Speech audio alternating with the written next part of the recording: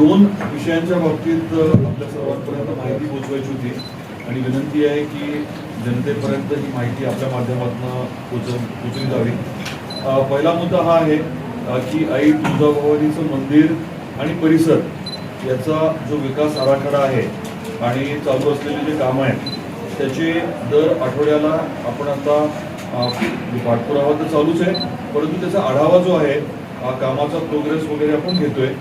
आणि आता आपण सर्व जे संबंधित अधिकारी आहेत त्यांना सांगितले की येणाऱ्या 15 दिवसांमध्ये त्यांच्याकडनं पूर्ण आराखडा टाईम बाउंड आपल्याला उपलब्ध करून देणं अपेक्षित आहे.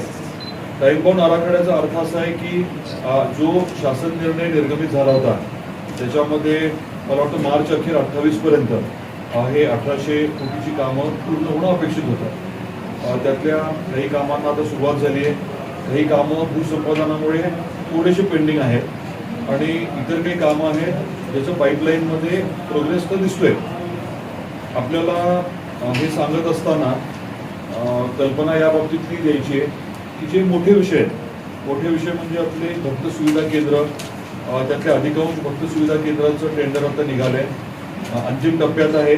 कदाचित एक आठवड्या 15 दिवसामध्ये त्याची प्रक्रिया आहे ती पूर्ण होईल आणि मग भूमिपूजनाची प्रक्रिया एप्रिल अखेर किंवा मेमध्ये करण्याचं आपलं नियोजन आहे. दुसरा मोठा विषय आहे तो म्हणजे दर्शन मंडपाचा. सर्वांच्या म्हणण्यानुसार आपण दर्शन मंडप अशा ठिकाणी घेतला आहे की भाविक जे आहेत ते आपल्या महाद्वारातूनच आत जाणार आणि तिथनं दर्शन मंडपात जाणार. जो महाद्वारातनं आत गेल्यानंतर डावीकडच्या बाजूला असणार आहे. आपण आता जो दर्शन मंडप घेतोय तिथे थोडं ग्रेडियंट किंवा स्लोप्स जास्त आहेत, व्हॅली आहे, दरी आहे, आपल्याला कल्पना आहे. तर तिथे इंजिनिअरिंगचं काम थोडंसं चॅलेंजिंग आहे, पण त्याची डिझाईन वगैरे ची प्रक्रिया आता सुरू करण्यात आलेली आहे. आणि दुसरं महत्त्वाचं काम भूसंपादनाची प्रक्रिया झाल्यानंतर तेच राहणार आहे. त्याच्या व्यतिरिक्त आपण रस्ते घेतोय आणि परिसराचा विकास वगैरे. तिसरा मुद्दा महत्त्वाचा आहे तो म्हणजे आपला 108 फीटचा पुतळा, तिथे होणारं म्युझियम आणि खाली आपण जे रामदऱ्याला लागून मोठा बगीचा करतोय आणि रामदरा तलावामध्ये पाण्याशी संबंधित जी ॲक्टिव्हिटी करणार आहोत त्यात बोटिंग असेल आणि तत्सम गोष्टी आहेत. तर हे सर्व जे आहे ते आता दर आठवड्याला पाठपुरावा करून प्रोग्रेस जो आहे तो आम्ही त्याच्या बाबतीतला घेणार आहे. आणि मी म्हटल्याप्रमाणे 15 दिवसामध्ये ब्रॉड मास्टर प्लॅन जो आहे, टाईम बाउंड मास्टर प्लॅन आपल्याला उपलब्ध होणार आहे. दुसरीकडे पुरातत्व विभागाकडनं मंदिराचं जे काम चाललंय त्याचाही आपण आढावा घेतलेला आहे आणि आपलं नियोजन असं चाललंय की येणाऱ्या काळामध्ये जे खांब आहेत त्याची प्रक्रिया जरा थोडी फास्ट व्हावी. खांब आता शिफ्टिंगचे काम लवकरच सुरू होईल. मोठं क्रेन आणून आपल्या मंदिराच्या शेजारी क्रेन लावून हे दगडी खांब जे आहेत ते आत आणण्याची प्रक्रिया जी आहे ती देखील लवकरच सुरू होणार आहे. आणि आपलं मंदिराच्या बाबतीतला जो मुद्दा होता, शिखराच्या बाबतीतला मुद्दा, ते IIT-कडनं अजूनही अहवाल म्हणावा तसा आलेला नाही आहे. त्यांनी 1 आठवड्यात देतो म्हणून आपल्याला सांगितलं आहे. तर येणाऱ्या आठवड्यामध्ये त्यांचा अहवाल येणं अपेक्षित आहे, कारण काही टेस्ट केले होते. ते टेस्टचे रिपोर्ट्स आता IIT-कडे देण्यात आलेले आहेत, त्याचाही आम्ही फॉलोअप करतोय. तर थोडक्यात आराखड्याच्या बाबतीमध्ये आता दर आठवड्याला आपण रिव्ह्यू घेणार आहोत.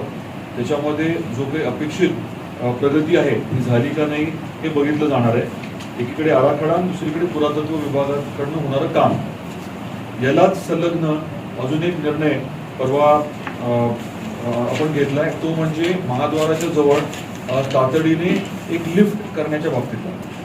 आपल्याला माहिती आहे की अनेक आपले भाविक असतात ज्यांची खूप इच्छा असते, तीव्र इच्छा असते, त्यांना आईच्या मंदिरापर्यंत पोहोचताना खूप त्रास होतो आणि काही जण जाऊच शकत नाही. त्यामुळे लिफ्टचं आपण कॉम्प्लेक्स करणार आहे, परंतु सध्या एक तरी मोठी लिफ्ट लवकर व्हावी याचा आराखडा पुढच्या 15 दिवसात तयार होईल. लिफ्ट जी आहे ती आत्ताचं महाद्वार आहे त्या सेक्शनमध्ये करण्याचं चाललं आहे आणि तिथे गेल्यानंतर थोडं खाली जाऊन एक बोगदा टाईप करायचं आहे आणि मग आपल्याला मंदिराच्या जवळ डायरेक्टली चालत जाता येऊ शकेल किंवा व्हीलचेअरने, असं नियोजन आहे. माझी वैयक्तिक अपेक्षा आहे की एक 6 महिने मॅक्झिमम 9 महिन्यामध्ये ही लिफ्ट तरी सुरू व्हावी. एवढं सगळं आपण करत असताना भाविकांची तातडीने ही सोय झाली तर अनेकांना मदत होणार. तो विषय हाताळायचं ठरलंय.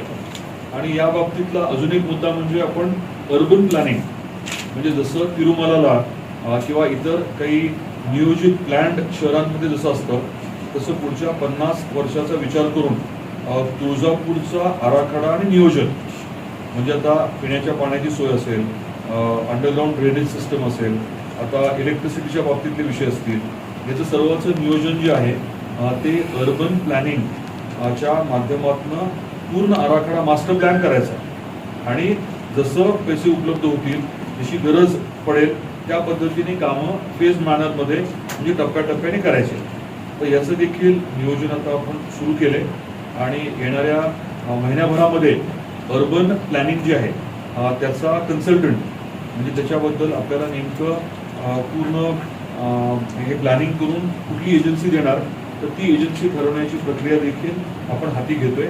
महिन्याभरामध्ये अर्बन प्लॅनिंगचा कन्सल्टंट आपण निश्चित करू. म्हणजे एकीकडे आराखडा आपला आहे 1800चा, त्याच्यानंतर मंदिराचं काम होतं आहे, दुसरीकडे आपलं रस्त्यांची कामं आहेत, आपलं अंडरग्राऊंड ड्रेनेजचं काम आहे, आपण इलेक्ट्रिसिटीच्या केबल्स या सर्व जमिनीच्या खाली टाकायचं म्हणतोय, वरनं ओव्हरहेड लाईटच्या केबल नको, हे सगळं जे नियोजन आहे तर त्याचा मास्टर प्लॅन असल्याशिवाय आपल्याला हे सगळं काही करणं शक्य होणार. यातली दुसरी बाब म्हणजे जे आपले सर्व नगरसेवक आणि नेतेगण आहेत, काही राजकीय आणि काही अराजकीय लोक, यांची मदत घेऊन आपले साधारण 50 वेगवेगळे महत्त्वाचे विषय आहेत तुळजापूर शहरातले, त्याची जबाबदारी आपण वाटण्याची प्रक्रिया सुरू केली. मग त्या पर्टिक्युलर विषयाच्या बाबतीत, त्या ठराविक विषयाच्या बाबतीत ती व्यक्ती मायबाप म्हणून पाठपुरावा करेल, अशी आपली जी जुनी संकल्पना होती ती आता आपण मूर्त स्वरूपात आणतोय. प्रत्यक्षात एक जबाबदारी जी आहे ती देण्याचं आपण ठरवलंय आणि ती यादी देखील एखाद्या आठवड्यामध्ये आम्ही सगळी आपल्याला जाहीर करू. म्हणजे आता तुळजापूर शहराची स्वच्छता हे मूळतः काम कोणाचं आहे? नगर परिषदेचं आहे. परंतु त्याच्याच बरोबरीने आपण एखादी व्यक्ती अशी देणार आहोत जी जनतेच्या वतीने नगर परिषदेकडनं ही प्रक्रिया जी आहे ती करून घ्यायला समन्वयाचं काम करेल. नगराध्यक्ष आणि संबंधित सभापती तर आहेतच, परंतु त्याच्या उदाहरण दिलं मी स्वच्छता, मग ते पाणी पुरवठा असू शकेल आणि त्यापेक्षा महत्त्वाचं म्हणजे विकास काम. आता आपल्याकडे नगर परिषदेकडे भरपूर जागा उपलब्ध आहे, पंचायत समिती जिल्हा परिषदची जागा भरपूर आहे, परंतु तिथे नेमकं करायचं काय, मग PPP मध्ये काय करायचं, BOTत काय करायचं, आपली आवश्यकता काय आहे, मग कुठे पार्किंगची गरज आहे किंवा इतर काही गोष्टींची, आता नाट्यगृह आपण नेमकं करायचं कुठे. तर ह्या सर्व बाबी आम्ही ठरवले की जबाबदारी वाटून घेऊन कुठल्याही एकावरती फार जास्त लोड न देता हे डिसेंट्रलायझेशन करायचं. म्हणजे जबाबदाऱ्या वाटून घेतल्या की प्रत्येकाला थोडी मोकळीकी मिळते, वेळी मिळतो त्या विषयाच्या पाठपुरावा.